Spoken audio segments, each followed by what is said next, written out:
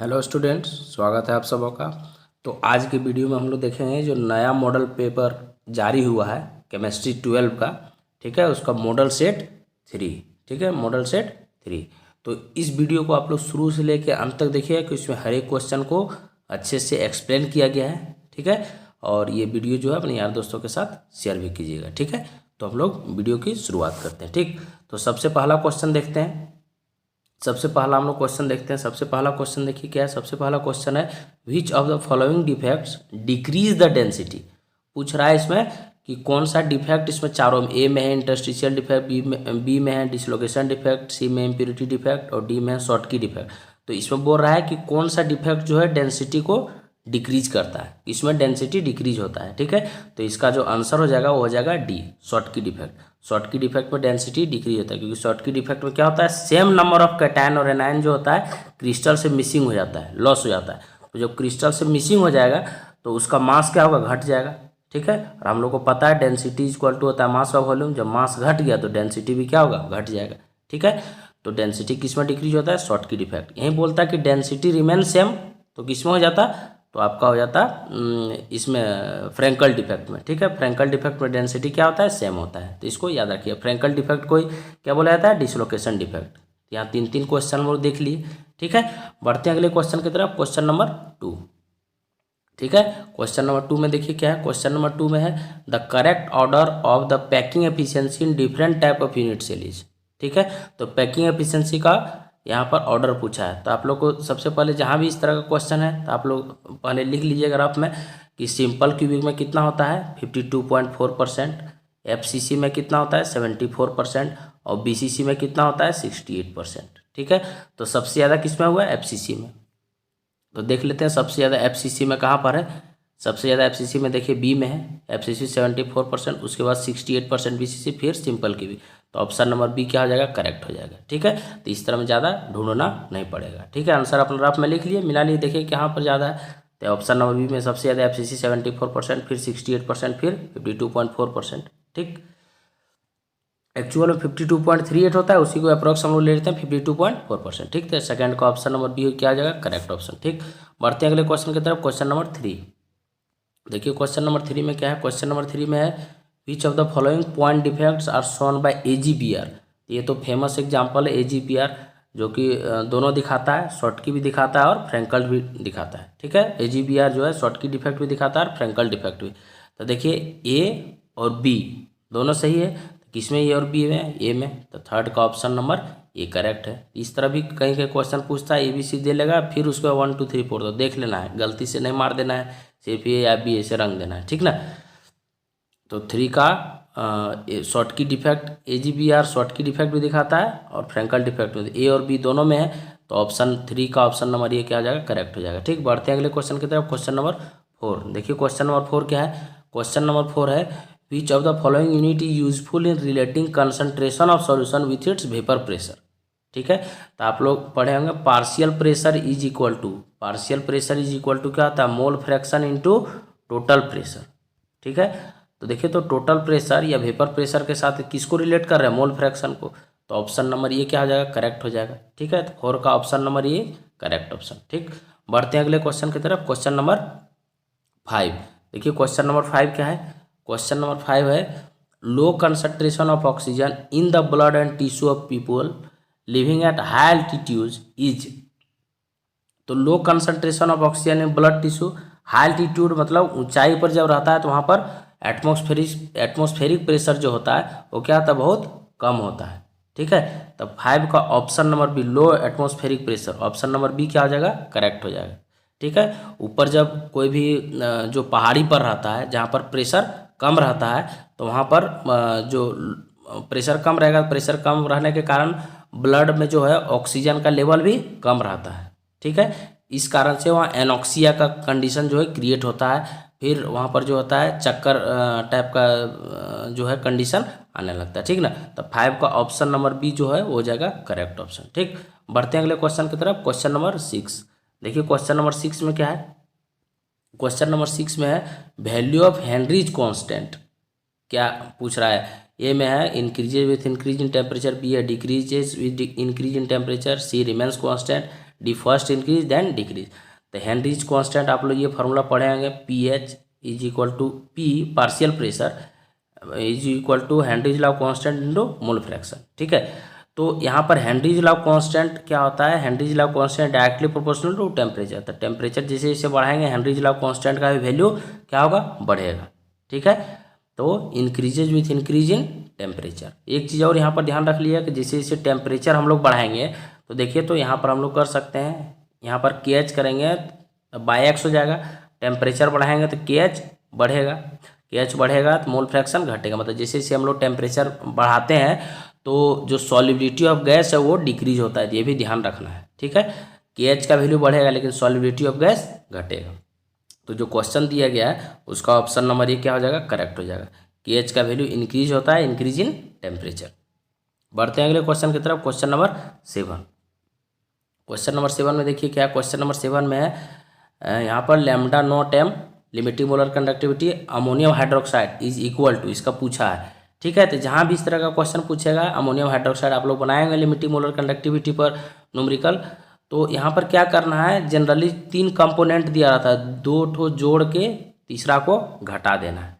ठीक है, तो NH4OH जनरली जो होता है वो कुछ इस तरह से, देखिए यहाँ पर 3 कंपोनेंट दिया हुआ है, NH4Cl HCl NaOH, यहाँ पर कहीं NaCl दिया हुआ है। ठीक है, तो देखिए तो NH4OH जब हम लोग निकालेंगे तो NH4Cl प्लस NaOH करेंगे अमोनियम हाइड्रोक्साइड माइनस NaCl। क्यों, तो देखिए NH4Cl NaOH जोड़ेंगे तो NH4OH यहाँ से आ जाएगा और NaCl एक्स्ट्रा आ जाएगा तो NaCl घटा देंगे। तो देख लेते हैं हम लोग कहाँ पर ये ऑप्शन है, NH4Cl प्लस NaOH जोड़ देंगे माइनस NaCl कर देंगे। देख लेते हैं, देखिए यहाँ पर तो नहीं है, ये तो दोनों होगा नहीं, NH4OH निकालना है तो ए और बी तो होगा नहीं। सी में देखिए NH4Cl NaCl को जोड़ा है, NaOH को घटा है, ये होगा नहीं। यहाँ पर ये लगता है ऑप्शन ही रॉन्ग है, यहाँ पर सी करेक्ट होना चाहिए। NH4Cl और NaOH को जोड़ेंगे, प्लस NaOH होना चाहिए माइनस NaCl होना चाहिए। मतलब मोलर कंडक्टिविटी अमोनियम क्लोराइड और आपका सोडियम हाइड्रोक्साइड का जुड़ेगा और माइनस NaCl होगा। ठीक है, यहाँ पर सुधार कर लीजिएगा, कुछ इसमें तीनों सेट में कुछ ना कुछ मिसप्रिंट है, तो इस सबको ध्यान में रखते हुए हम लोग को सॉल्व करना है। ठीक है, ठीक, तो 7 का ऑप्शन नंबर सी सुधार कर यहाँ पर ये करेक्ट कर लेंगे। ठीक है ना, बढ़ते हैं अगले क्वेश्चन की तरफ, क्वेश्चन नंबर 8। क्वेश्चन नंबर 8 में देखिए क्या है, while charging the ledge storage battery, ये सेकेंडरी सेल है आपका, जहाँ पर चार्जिंग डिस्चार्जिंग दोनों होता है, हम लोग इसको फिर से यूज कर सकते हैं, सेकेंडरी सेल है। ठीक है, तो यहाँ पर बोल रहा है कि चार्जिंग के दौरान क्या होता है, चार्जिंग के दौरान ये फैक्ट है याद रखना है रिएक्शन कि PbSO4 जो एनोड पर होता है, PbSO4 वो किस में कन्वर्ट हो जाता है, इज रेड्यूस टू Pb, ये ध्यान रखना है। ठीक है, तो PbSO4 anode is reduce to Pb, lead में रिड्यूस्ड हो जाता है। ठीक है, ये रिएक्शन ध्यान रखना है। चार्जिंग और डिस्चार्जिंग यहाँ सब्जेक्टिव क्वेश्चन में दे देता है, चार्जिंग के समय क्या रिएक्शन है, डिस्चार्जिंग के समय क्या रिएक्शन है। तो जो क्वेश्चन पूछा है 8 का ऑप्शन नंबर ये क्या हो जाएगा, करेक्ट हो जाएगा। ठीक, बढ़ते हैं अगले क्वेश्चन की तरफ, क्वेश्चन नंबर 9। क्वेश्चन नंबर 9 देखिए क्या है, according to Arrhenius equation rate constant k is equal to, यहाँ पर इक्वेशन दिया, which of the following option represent the graph. ठीक है, तो यहाँ पर देखिए ये जो आर्हेनियस इक्वेशन है, के इज इक्वल टू AE⁻−EA/RT, यहाँ से जब ln लेंगे तो इसका ये हो जाएगा ln k is equal to -EA/R into 1/T plus ln A। तो यहाँ से ग्राफ जब खींचेंगे y is equal to -mx+c। ठीक है, तो यहाँ पर डिक्रीजिंग स्लोप हो जाएगा और ये इंटरसेप्ट हो जाएगा। तो देखिए डिक्रीजिंग किस में है, डिक्रीजिंग फर्स्ट में है, यहाँ पर देखिए ये डिक्रीज कर रहा है ln के वर्सेस 1/T का। तो यहाँ स्लोप अगर पूछता तो कितना हो जाता है, -EA/R। यहाँ ऐसे भी क्वेश्चन पूछता, ध्यान रखना है, इसी को बोलते हैं स्लोप, m जो होता है -EA/R। ln के 1/T के भी जब ग्राफ खींचेंगे तो स्लोप हो जाएगा -EA/R। यहाँ जो क्वेश्चन पूछा 9 का ऑप्शन नंबर ये क्या हो जाएगा, करेक्ट हो जाएगा। ठीक, बढ़ते हैं अगले क्वेश्चन की तरफ, क्वेश्चन नंबर 10। क्वेश्चन नंबर 10 में देखते हैं क्या है, क्वेश्चन नंबर 10 में है, क्वेश्चन नंबर 10 में देखिए क्या है, question number 10, the role of a catalyst is to change. Catalyst का क्या काम है, एक्टिवेशन एनर्जी क्या करता है, डिक्रीज कर देता है। इसलिए जब हम लोग ग्राफ खींचते हैं रिएक्शन का तो यहाँ पर विदाउट कैटलिस्ट इस तरह से, जब कैटलिस्ट आता है तो कुछ इस तरह से पाथ चेंज होता है, तो यहाँ एक्टिवेशन एनर्जी जो है इसको चेंज कर देता है। इस कारण से रेट ऑफ रिएक्शन फास्ट हो जाता है। ध्यान रखना है कैटलिस्ट क्या करता है रिएक्शन में एक्टिवेशन एनर्जी को, इसको डिनोट करते हैं ये से, इसको डिक्रीज कर देता है। ठीक है, तो ये था 10th का option number C correct option. बढ़ते हैं अगले क्वेश्चन की तरफ। Question number 11। क्वेश्चन नंबर 11 देखिए क्या है। क्वेश्चन नंबर 11 है which of the following statement are applicable to a balanced chemical equation of an elementary reaction. ठीक है, एलिमेंट्री रिएक्शन किसको बोलते हैं, वैसा रिएक्शन जो एक ही स्टेप में हो। मान लेते हैं ये रिएक्शन ले लेते हैं H2 + I2 2HI, hydrogen iodine से 2 मॉलिक्यूल्स हाइड्रोजन आयोडाइड बना। ठीक है, तो जब भी एलिमेंट्री रिएक्शन दिया रहेगा जो एक ही स्टेप में हो, वहाँ ऑर्डर और मॉलिकुलैरिटी दोनों सेम होगा। यहाँ मॉलिकुलैरिटी 2 होगा और ऑर्डर भी 2 होगा, ये ध्यान रखना है। जहाँ भी एलिमेंट्री रिएक्शन रहेगा ऑर्डर और मॉलिकुलैरिटी दोनों सेम। तो देखिए बोल रहा है कौन सा स्टेटमेंट सही है, तो ऑर्डर इज सेम एज मॉलिकुलैरिटी, ये सही है। ऑर्डर इज लेस देन मॉलिकुलैरिटी गलत है। ग्रेटर देन गलत है। मॉलिकुलैरिटी कैन नेवर बी जीरो, ये भी सही है। ठीक है, तो ये क्वेश्चन 11th का ऑप्शन नंबर ए और डी दोनों सही है। ठीक है, यहाँ पर मल्टीपल चॉइस क्वेश्चन जो है वो तो नहीं है, लेकिन क्वेश्चन ऐसा सेट कर दिया है कि मिसप्रिंट से एक से अधिक ऑप्शन भी से हम लोग को सब हर तरीके से देख लेना है। तो 11 का ऑप्शन नंबर ये भी सही है, डी भी से मॉलिकुलैरिटी कभी भी जीरो नहीं हो सकता, ये भी सही है। तो ए और डी दोनों सही है। ठीक है, बढ़ते हैं अगले क्वेश्चन की तरफ। Question number 12। क्वेश्चन नंबर 12 देखिए क्या है। क्वेश्चन नंबर 12 है at the equilibrium position in the process of adsorption. ठीक है, तो आप लोग को थोड़ा सा ये फॉर्मूला याद होगा, delta G is equal to delta H minus T delta H. Delta G हो गया चेंज इन गिव्स फ्री एनर्जी, डेल्टा एच हो गया एंथैल्पी चेंज, डेल्टा एस हो गया एंट्रोपी चेंज, टी हो गया टेम्परेचर। तो इक्विलिब्रियम में डेल्टा जी क्या हो जाता है, जीरो हो जाता है। जब ये जीरो हो जाएगा तो डेल्टा एच बराबर टी डेल्टा एस हो जाएगा। किस ऑप्शन में है, ऑप्शन नंबर बी में है। ठीक है, delta H is equal to T delta S. ठीक है, और थोड़ा सा यहाँ एक देख लेते हैं एक चीज़ कि एडजॉर्प्शन में याद रखना है डेल्टा जी ऑलवेज नेगेटिव होता है, ये भी ध्यान रखना है। ये भी कभी कभी पूछ देता है डेल्टा जी का साइन क्या होगा, नेगेटिव, पॉजिटिव, जीरो। ठीक है, तो एडजॉर्प्शन में delta G is always negative. ठीक, तो यहाँ जो क्वेश्चन पूछा है 12 का ऑप्शन नंबर बी क्या हो जाएगा, करेक्ट हो जाएगा। बढ़ते हैं अगले क्वेश्चन की तरफ। क्वेश्चन नंबर 13 देखिए। क्वेश्चन नंबर 13 में क्या, क्वेश्चन नंबर 13 है which of the following is an example of absorption. Absorption बोल रहा है, तो एब्जॉर्प्शन का एग्जाम्पल है, सब ध्यान रखना है, वाटर ऑन कैल्शियम क्लोराइड। ठीक है, वाटर वेपर कैल्शियम क्लोराइड को एब्जॉर्ब कर लेता है। ठीक है, बल्क एब्जॉर्प्शन क्या है, बल्क फेनोमेनन है, जबकि एडजॉर्प्शन जो है सरफेस फेनोमेनन है। तो यहाँ अंदर तक पानी को ले जाता है और इसको मिक्सचर बना देता है। ठीक है, तो water on calcium chloride is an example of absorption.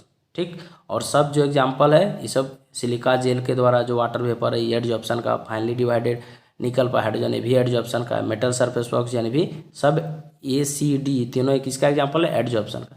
जबकि water on calcium chloride is an example of absorption. ठीक, तो 13 का ऑप्शन नंबर बी क्या आ जाएगा, करेक्ट हो जाएगा। ठीक, बढ़ते हैं अगले क्वेश्चन की तरफ। Question number 14। क्वेश्चन नंबर 14 में देखिए क्या है, which of the following process is responsible for the formation of delta at a place where rivers meet the sea. तो जहाँ पर जो रिवर है जब आपका सी वाटर से मिलता है तो सी वाटर में क्या रहता है, NaCl रहता है, इलेक्ट्रोलाइट रहता है, और NaCl के प्रेजेंस में ये साल्ट है। ठीक है, तो कोगुलेटिंग एजेंट का काम करता है। तो ये जो क्ले होता है कोलाइडल सॉल्यूशन, ये क्ले NaCl के जब संपर्क में आता है, साल्ट के संपर्क में आता है तो कोगुलेट हो जाता है, और जमा होने से जहाँ मुहाना होता है नदी और समुद्र का, वहाँ पर डेल्टा का फॉर्मेशन कर देता है। ठीक है, तो ये जो प्रोसेस होता है वो कोगुलेशन के कारण होता है। तो याद रखना है कि जो डेल्टा का फॉर्मेशन होता है वो coagulation of clay, coagulation of colloidal solution के कारण। क्ले जो मिट्टी होता है पानी में घुला होता है वो कोलाइडल सॉल्यूशन होता है, और जब NaCl के संपर्क में आता है तो कोगुलेट होने लगता है। तो इसी प्रोसेस को बोलते हैं हम लोग कोगुलेशन, मतलब जमना। ठीक है, और इसी कारण से डेल्टा का फॉर्मेशन होता है। ठीक है, 14 का ऑप्शन नंबर सी क्या हो जाएगा, करेक्ट हो जाएगा। ठीक, बढ़ते हैं अगले क्वेश्चन की तरफ। क्वेश्चन नंबर 15 देखिए। क्वेश्चन नंबर 15 क्या है, क्वेश्चन नंबर 15 है electrolytic refining use to purify होगा यहाँ पर which of the following metal. तो याद रखना है ये सब चीज़, कॉपर और जिंक जो है ये दोनों इलेक्ट्रोलाइटिक रिफाइनिंग के द्वारा प्यूरिफाई होता है। ठीक है, कॉपर और जिंक। ठीक, तो 15 का ऑप्शन नंबर ये क्या हो जाएगा, करेक्ट हो जाएगा। बढ़ते हैं अगले क्वेश्चन की तरफ। Question number 16। क्वेश्चन नंबर 16 देखिए क्या है, क्वेश्चन नंबर 16 है common impurities present in bauxite. Bauxite किसका है, एल्युमिनियम का रोल है Al2O3.2H2O। तो इसमें याद रखना है बॉक्साइट में कौन सा कॉमन इम्प्योरिटी है। फर्स्ट में है क्यूपरस ऑक्साइड, बी में है ZnO जिंक ऑक्साइड, सी में iron oxide, ferrous oxide, D में SiO2। ठीक है, तो याद रखना है कि आयरन ऑक्साइड और सिलिकॉन डाइऑक्साइड दोनों इम्प्योरिटी होता है बॉक्साइट में। ठीक है, Fe2O3 और SiO2। ठीक है, इसके अलावे एक और इम्प्योरिटी होता है, इस सबको ध्यान रखना है, टाइटेनियम डाइऑक्साइड TiO2। तो बॉक्साइट में आपका iron oxide Fe2O3, silicon dioxide और टाइटेनियम डाइऑक्साइड, ये तीनों इम्प्योरिटी होता है। तो यहाँ टाइटेनियम डाइऑक्साइड तो दिया हुआ नहीं है, लेकिन यहाँ पर अलग अलग तरह के क्वेश्चन, अलग तरह यहाँ ऑप्शन दे दिया है, तो सी और डी दोनों इसका करेक्ट ऑप्शन होगा। ठीक है, यहाँ पर ऐसे क्वेश्चन पूछना चाहिए, दोनों मिला के पूछा जाता है, कभी कभी ऐसा क्वेश्चन पूछा जाता है, तो मिला के पूछता तो सी और डी दोनों हो जाता। ठीक है, तो इसको ध्यान रख लेना है, क्वेश्चन वहाँ पर जो है बोर्ड में मिसप्रिंट नहीं होगा, एकदम बड़े अच्छे से क्वेश्चन पूछेगा। ठीक है, तो आयरन ऑक्साइड और सिलिकॉन डाइऑक्साइड और टाइटेनियम डाइऑक्साइड, ठीक है, ये तीनों इम्प्योरिटी होता है बॉक्साइट में। तो यहाँ पर जैसा क्वेश्चन पूछा सी और डी दोनों ऑप्शन सही होगा। ठीक, तो ये था 16 का आंसर। बढ़ते हैं अगले क्वेश्चन की तरफ। क्वेश्चन नंबर 17 देखिए, क्वेश्चन नंबर 17 क्या है? क्वेश्चन नंबर 17 है which of the following elements can be involve in P pi D pi bonding. ठीक है, तो पी पाई डी पाई याद रखना है कि उसी में होगा जिसमें डी ऑर्बिटल होगा, तो कार्बन में तो नहीं है, नाइट्रोजन में नहीं है, फॉस्फोरस में होगा। ठीक है, तो ऑप्शन नंबर सी क्या हो जाएगा? करेक्ट हो जाएगा 17 का ऑप्शन नंबर सी। जिसके पास वैकेंट डी ऑर्बिटल होगा वही डी पाई में पार्टिसिपेट करेगा, तो फॉस्फोरस होगा। 17 का ऑप्शन नंबर सी हो जाएगा। ठीक, करेक्ट। बढ़ते हैं अगले क्वेश्चन की तरफ। Question number 18। क्वेश्चन नंबर 18 देखिए क्या है। क्वेश्चन नंबर 18 है the oxidation state of central atom in the anions of compound NaH2PO2 will be. ठीक है, तो ऑक्सीडेशन स्टेट यहाँ निकाल लेते हैं। देखिए सोडियम हाइपोफॉस्फाइट है, तो सोडियम का 1, हाइड्रोजन का 1 × 2 और फास्फोरस का X मान लिया, और ऑक्सीजन का -2 होता है, -2 2 जा 4 0। तो यहाँ पर देख लिए 1 हो गया, 4 में 3 गया 1, उधर जाएगा +1, तो ऑप्शन नंबर सी करेक्ट हो जाएगा 18 का। इस तरह से निकाल लेना वहाँ पर। ठीक, बढ़ते हैं अगले क्वेश्चन की तरफ। Question number 19। क्वेश्चन नंबर 19 में देखिए क्या है, पी ब्लॉक का क्वेश्चन है। In solid state PCl5 phosphorus pentachloride, इसको याद रख लेना है। तो PCl5 जो होता है वो PCl4 प्लस टेट्राहेड्रल फॉर्म में रहता है, और PCl6 माइनस ऑक्टाहेड्रल में।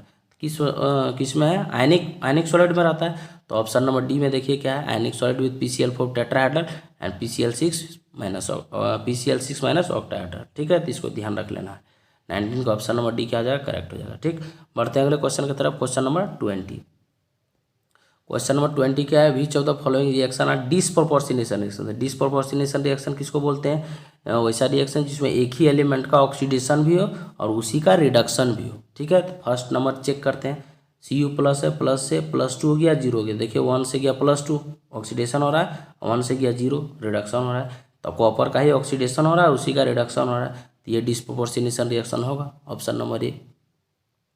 ठीक, तो ऑप्शन नंबर देखिए ए किस में है? ऑप्शन नंबर ए जो है आपका है 1 में भी है, 2 में भी है, 3 तो होगा नहीं, आप 4 में भी है। और चेक कर लेते हैं B number option B check कर लेते हैं। देखिए यहाँ पर MnO4 माइनस, यहाँ कितना जाएगा?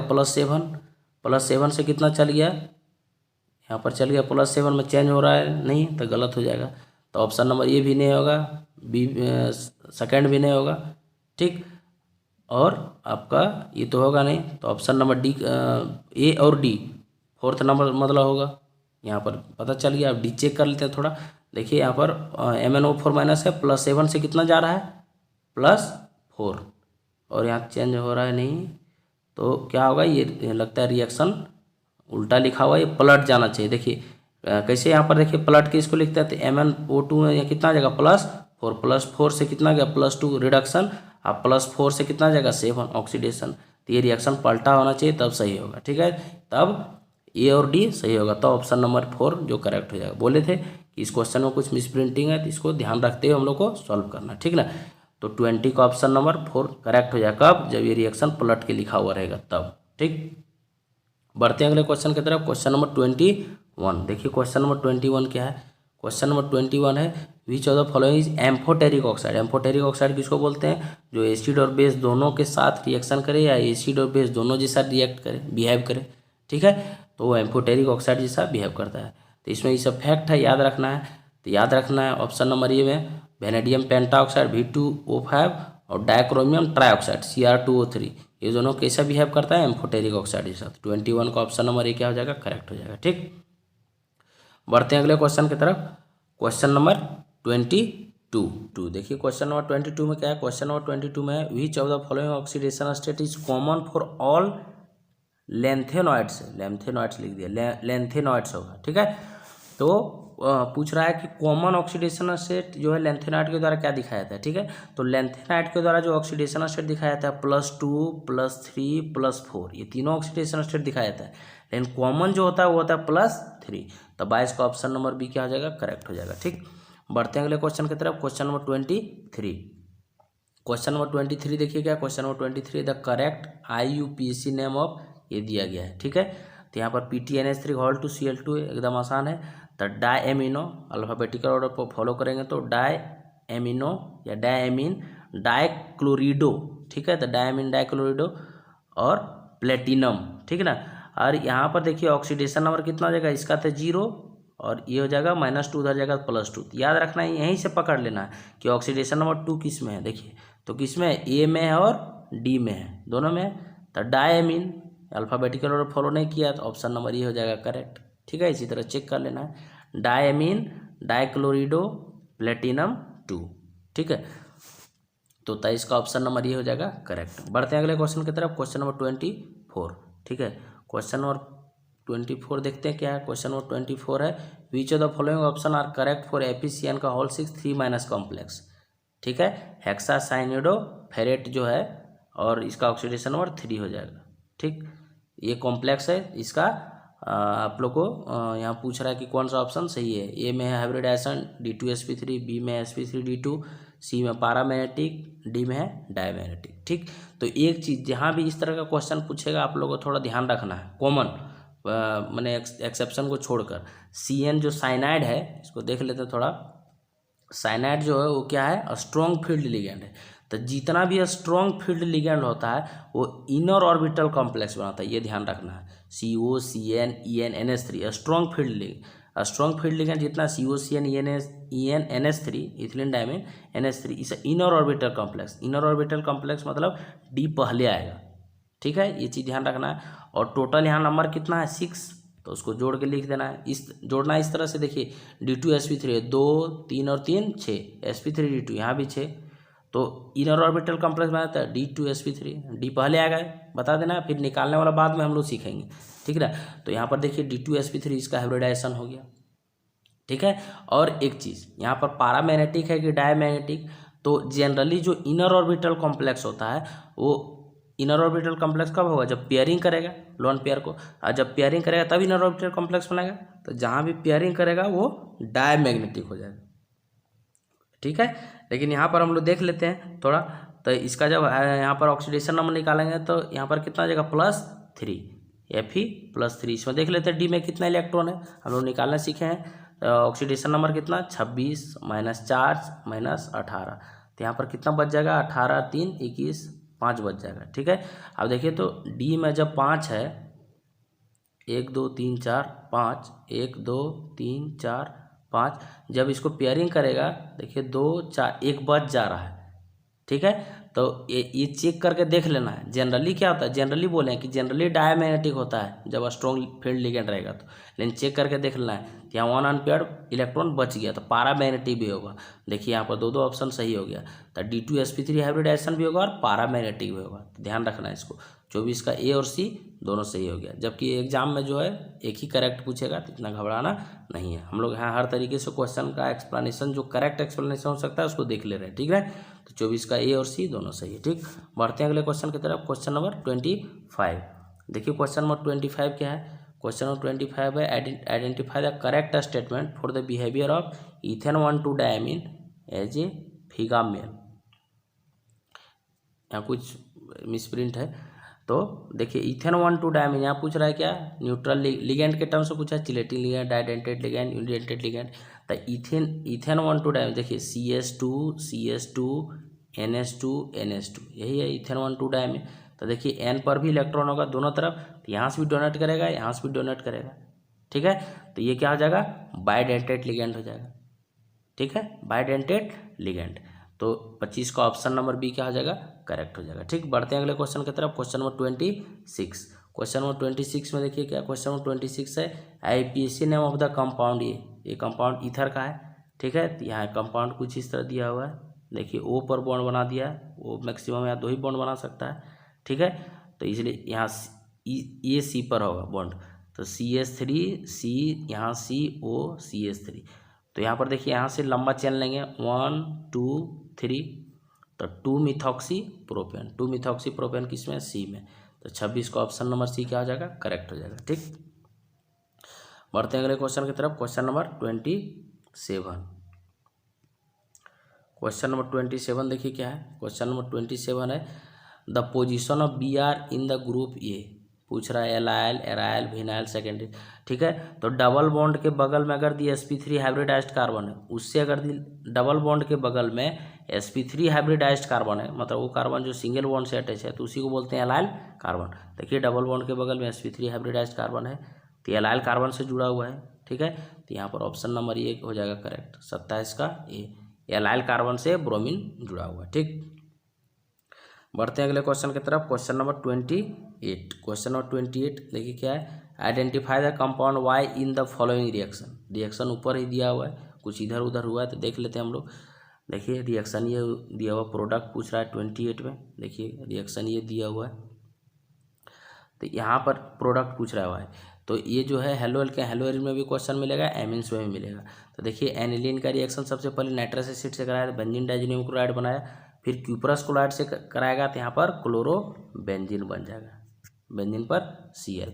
तो ऑप्शन नंबर ए क्या हो जाएगा, करेक्ट हो जाएगा। ठीक है, option number A correct, chloro benzene. ठीक, तो ये था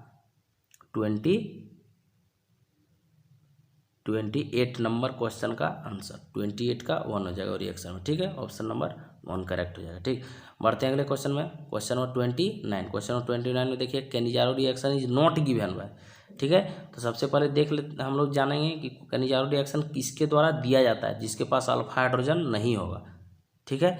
तो जिसके पास अल्फा हाइड्रोजन होगा वही कैनिजारो रिएक्शन नहीं देगा। देख लेते हैं अल्फा हाइड्रोजन, यहाँ पर फर्स्ट में देखिए ये हो गया अल्फा कार्बन, यहाँ भी नहीं, देखिए 4 बॉन्ड बना लिया है, यहाँ भी अल्फा हाइड्रोजन नहीं है, कैनिजारो देगा।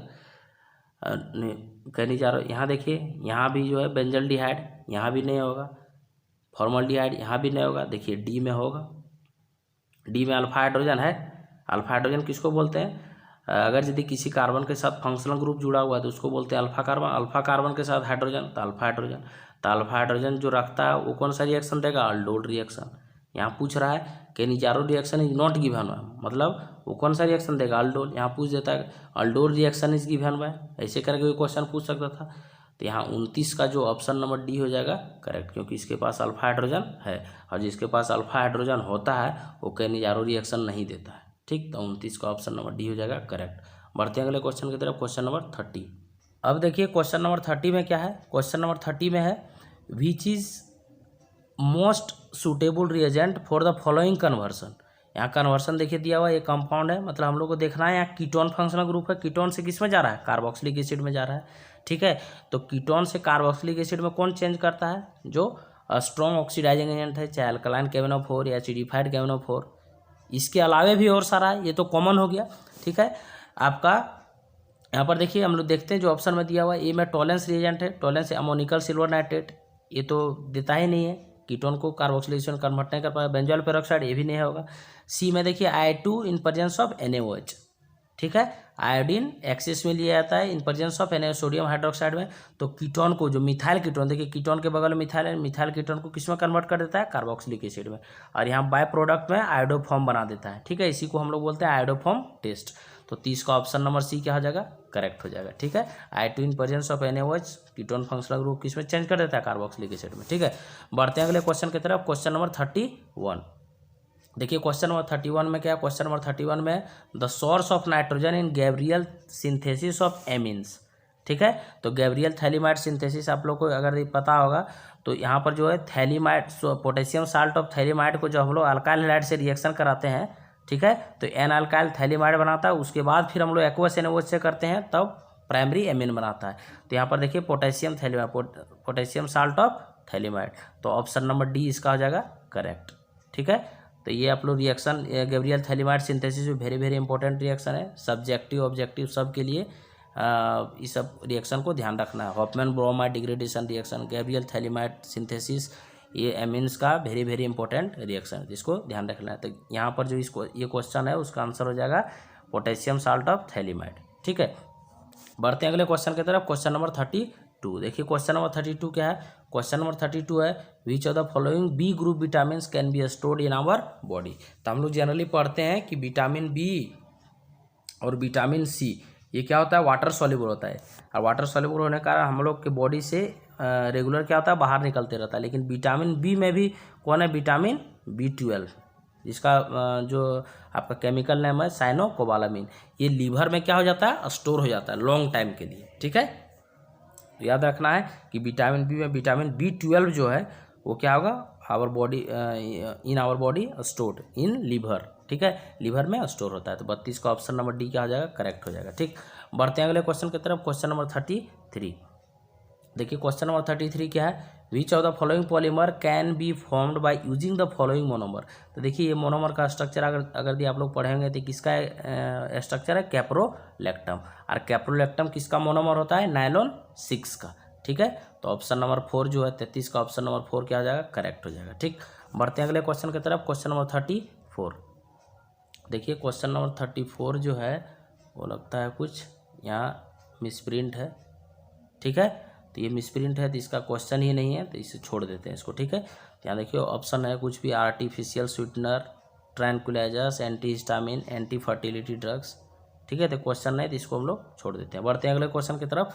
क्वेश्चन नंबर 35, क्वेश्चन नंबर 35 देखिए क्या है। क्वेश्चन नंबर 35 है which of the following enhances lathering property of soap. Lathering मतलब झाग, सोप में झाग कौन उत्पन्न करता है, ये फैक्ट है, ध्यान रखना है। सोडियम रोजिनेट नामक कंपाउंड जो है वो सोप में क्या करता है, फ्रॉथ को जो है देता है, ज़्यादा से ज़्यादा फ्रॉथ बनाता है। ठीक है, फ्रॉथ को स्टेबल भी रखता है उसको। ठीक है, तो सोडियम रोजिनेट याद रखना है। ठीक है, तो ये था मॉडल सेट 3 का total objective question. Model set 1, 2, 3 तीनों का डाल दिया। ठीक है, अब अगला वीडियो जो है वो हम बराबर अपलोड करते रहेंगे। इसमें सब्जेक्टिव क्वेश्चन जो वो भी, और अपने से जो भी इम्पोर्टेंट जितना भी इम्पोर्टेंट चैप्टर है उससे वेरी वेरी इंपॉर्टेंट सब्जेक्टिव और ऑब्जेक्टिव का वीडियो भी रेगुलर आते रहेगा। ठीक है, तो इस वीडियो को आप लोग अपने यार दोस्तों के साथ शेयर कर दीजिएगा। ठीक है, धन्यवाद।